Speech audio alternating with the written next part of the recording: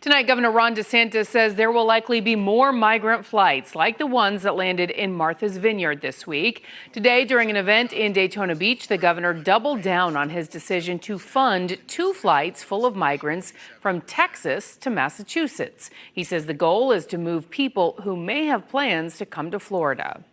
Our view is you got to deal with it at the source, and if they're intending to come to Florida, or many of them are intending to come to Florida, that's our best way to make sure that they end up in a sanctuary.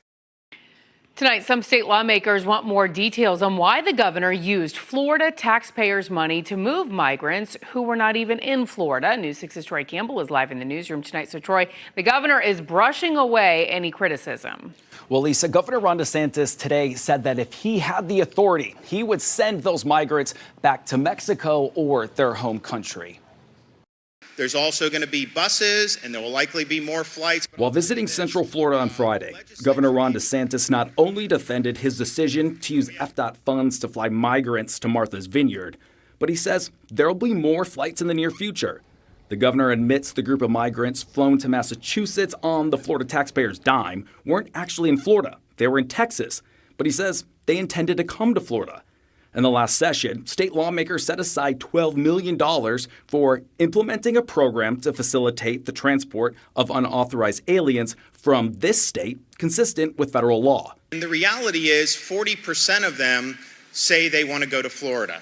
And so that's a lot, I mean, when you talk about all those people. But the problem is if they're coming in through with like 3 people in a car and they go through, it's hard for us to know because they're just coming into the state like any other car. Florida Republicans and Democrats are pressing for answers, including who authorized the flight and if it violates Florida law. Florida Senate Minority Leader Democrat Lauren Book issued this letter addressed to the Secretary of the Florida Department of Transportation. In the letter, the lawmaker asked specifically if migrants were given false pretenses, after several migrants said they were promised to have their worker permits expedited.